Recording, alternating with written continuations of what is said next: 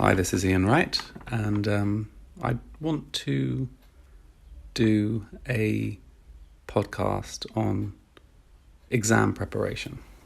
I've actually was asked to do this. I spend a lot of my time at this time of year treating children who are preparing for examinations, and I do that both in Ireland and in the UK. So it's leaving cert time and A-level time coming up. And there's just some kind of a few little bits of thoughts that I think we could talk about around getting the maximum out of your preparation for exams. And I just want to kind of go through some. A lot of them would be fairly obvious, but it's nice to kind of review them a little bit. And I promised to do this. So the first thing I'd like to say is, if you have a certain amount of time, say there's 6 weeks left before the exams actually start, it's best to break down and structure your timing, set yourself a specific daily routine. So you look at what's left, what you need to cover over the period of time. The ideal setup is to go through all of your notes for the whole time systematically. But the important thing when you're making notes on your notes is you rewrite them into your own words, because so you're applying your conscious thinking as opposed to just trying to commit stuff to short-term and long-term memory. That doesn't really work so well as you rethinking it. If you employ a thinking part of your brain as well, so you're processing it, you understand it on a deeper level. So you do that the first time, go through everything one time, making your own notes in your own words. And then if you come back to it once or maybe twice afterwards to renew it, and then by doing so, you will commit it more into a medium straight long-term memory, so it can be recalled at will. If you try and cram the night before and try and keep everything in your short-term memory, it's much harder to access. Some people are good at it, but most will find that. I personally would always have found that much harder. You remember more what you learnt 2 or 3 weeks ago than what you learnt the night before. So for me and I know for most people, cramming the night before actually isn't relevant. If you do a little bit of covering notes the night before an exam, and actually rest, take good food, get an early night, relax. Actually, if you're relaxed and you're thinking freely and you've had a good sleep and you've had a good breakfast, you're going to perform a lot better than if you cram half the night, usually, depending on what subject, of course. So structure your time. If you've got 6 weeks left, allow yourself time to go through each subject and do what I've just said. So you need to maximize your time. You need to structure it, to see that you're, doing 2 to 3 hours of study a day or more if you have to. But, not too much more, because if you've got school before that, it's hard. But if you've got a whole day, then you can do a little bit more. So ideally structure it, I think, around, the research also says, around sort of 40-minute bursts of study, then with a 10-minute break. And in that 10-minute break, you need to get up, you need to exercise, you need to get the blood moving around your body and actually around your brain. You need to stop any kind of physiological stagnancy from happening in your body. So the perfect thing to do is to get up, have a little snack, a healthy snack, I'll come to that later, and put on your headphones, listen to some great music and have a dance. That's the perfect kind of thing to counterbalance studying and the stagnancy of sitting down posturally, and loosen yourself out. It actually helps you when you go back to it. Another thing I'd like to say is you need to set reasonable goals. It's really important psychologically not to feel overwhelmed. If you set yourself this mammoth goal of covering this, that, and the other by whatever, Friday or something, and you don't achieve that, you're going to make yourself stressed, and that goes back into your system, and your nervous system reacts and produces stress hormones like cortisol, etc., which actually makes you less able to remember. Increased cortisol decreases your ability to remember things. So actually what you need to do is set yourself reasonable goals that you can achieve.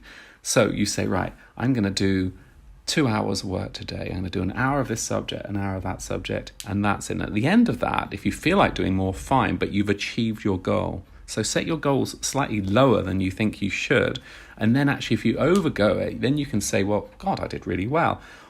Also, if you don't, for whatever reason, achieve your goal on that day, you have to let yourself off. You have to give yourself a break. But your goals have to be reasonable, and having a sense of, and going back, and at the end of your study session going, do you know, I did really well. And you can even look back over what you've written and say, that was good. And you have to commit that to your memory as actually, I achieved well, and then you deserve the rest. So you allow yourself to have a rest, watch some TV series you like or whatever. At the end of it, that's your kind of it's your prize, actually, for doing what you've done. Another way of doing it, which suits some people more than others, actually, it's very nice, is to do group study. Actually doing some of that this morning with my daughter who's preparing for her exams, and we're sitting at the desk together, and I've stepped out right now, but we're working together. I'm doing some writing and she's doing some study. But the trouble is, obviously, if you start chatting, if you're with your mates and you start chatting, that's counterproductive. But if everyone's quietly working together, you can get into this group rhythm, and it works very nicely. Now, let's deal with the biggie, which is panic and stress. I mean, this is, everyone gets panicky and stressful about exams. The pressure that's on everybody these days to achieve and to do perfectly well is huge. The first thing I want to say about that is you do your best, and the best is all you can do. And if you don't, there's always ways of getting what you want to do in the future in other ways. You can retake. There are other methods of doing everything. Nothing is final. All you can do in any situation is prepare as best you can and do your very best in that moment. And that's it. And it's very hard for us to take everything else out of it. But as simple as that is just doing as well as you can and going, I've done what I can, and that's all it is. And when you've done, and that is very important when you're actually preparing for exams, and you get to the night before, and you don't feel like you've covered it, and you don't know you've covered enough. Forget it. You've done everything you can. You need to rest. You need to come back into balance, and you need to sleep well. So it's managing your own expectations. We need some stress, some sort of drive. Otherwise, we won't do anything. We'll sit and watch television.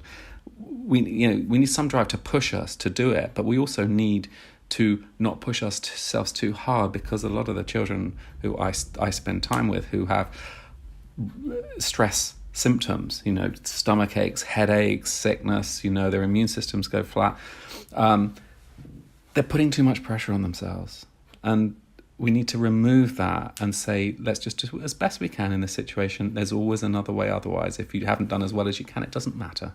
It's not the end of the world. It really isn't. Managing stress in the situation, best thing to do, of course, is exercise. Great thing. Go out for a run. Knock a ball about in the garden. Dancing. Fantastic dancing. If you're overwhelmed, you need to find someone who you can talk to about, a friend or a family, someone who will understand you and just let you blow off steam about it, about how stressed you are. And that's perfectly necessary, actually. An important thing also to do is to maybe do a little bit of meditation. Meditation is a way of bringing your mind to stillness and quiet, so it can kind of recuperate itself, and it can actually help your brain and your memory integrate what's going on. So a meditative practice, for me, is incredibly important in maximum performance. And there's plenty of research that will back that up. And I will come back to this because I'll give you some meditative stuff as we go on. Not today, but I'm going to start doing a simple course of introductions to meditations. And I may give one very soon just for exam meditation, actually. I think we'll do that next time. The other thing is, rhythm is very important. When we learn and when we want to work to our maximum, we have to find a rhythm, find our rhythm. What we're doing here is we are preparing for like a marathon. The brain is like a muscle. and it's slow, and you want to get to the maximum time. You want to be on maximum performance at the right time. You don't want to peak too early or too late.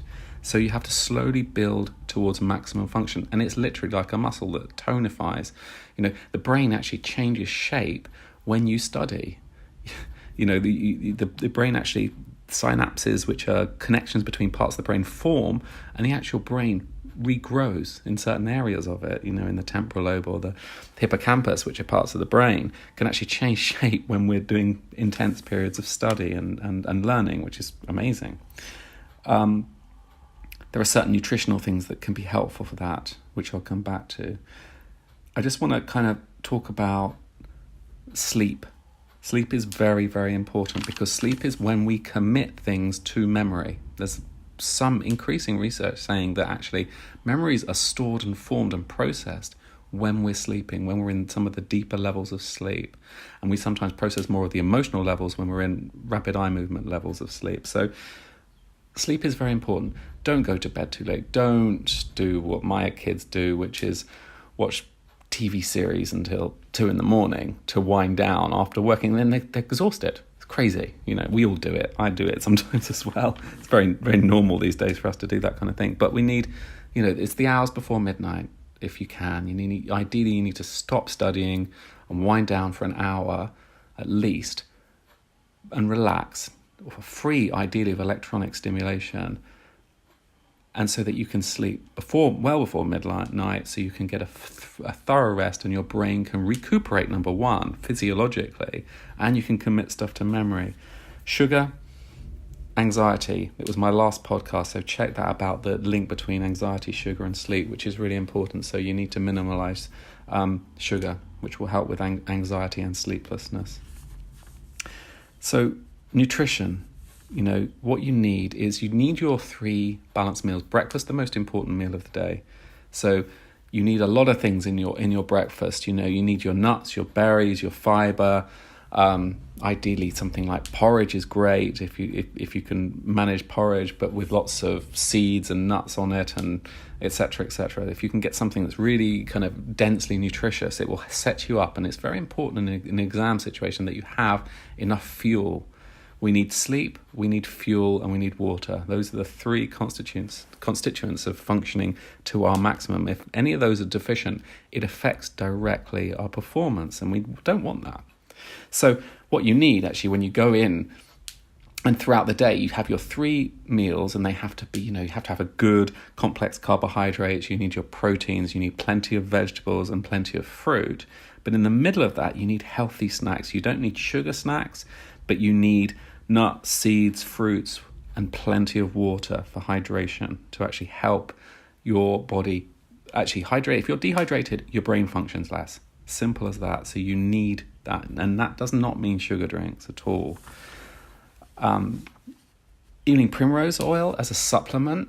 There was some research some time ago, actually now, about it helping with your short-term memory. So if you take it for about 3 weeks, at about 3 weeks, your short-term memory improves for a few weeks. And then I think the gains kind of wane off after about 6 or 7 weeks. So ideally 3 weeks before your exam, start supplementing with a little bit of evening primrose oil. Seems to be helpful. Anyway, there was some research about that. So when it comes to the night before, okay, as I've said before, don't cram. It's a waste. It actually confuses you, in my view, unless you have a certain type of brain, which is quite rare. Most people, it's best not to. You're best to just go gently through things quite lightly and rest and take it easy, allow your body. The more relaxed you are going into an exam, the better you'll perform. So some of these other things, rest, relaxation, nutrition, water, hydration, are actually almost as important or more important than how much you know, because you'll be able to think clearly and process what you're doing in the exact exam. So the night before, you need to have everything ready. Don't panic. So you systematically, slowly, rhythmically get all of your pens and your paper and your whatever you need for the exam and your snacks and your water and everything is sorted and clear the night before, so you don't have to worry about it or concern yourself with it on the day. So you're absolutely ready. And then rest, and ideally do a little meditation, do something you love, a little bit of dancing, a little bit of exercise, keeping that blood supply going around everything, and then you'll be prepared. When it comes to the exam, remember to make sure you're hydrated, make sure you've been to the loo before. Don't be around people who are panicking outside the exam. Take yourself to a quiet place if you can, put your headphones on, get yourself into a balance point. Don't get involved with emotional conversations about social issues just before the exams. You need to be in quite a zen, quite a quiet place. If you can possibly do that, that's the best way to go in. And when you're in the exam, make sure before you start, you just get your breathing right. You allow yourself to be comfortable, set everything else nice, all your pens and whatever you need, all sweet. Get yourself comfortable physically in your posture and do a little bit of gentle breathing. So the best way to calm yourself is to just take a little bit more of an out breath than an in breath. It calms down your nervous system. So you breathe in through your nose, and then you breathe out through your mouth. When you breathe out for, say, 3, a count of 3, and you breathe in for, say, a count of 2, a slow 2 and a slow 3, so that you're just slowly, and every time you breathe out, allow your body to soften, relax, and kind of sink a little bit. So you just feel this kind of quietness in you and this quiet readiness to perform. So you are primed and you're ready and ready to do the best you can, and know that you will just do the best that you can do. And that's what's most important to that moment. I wish you well and good luck.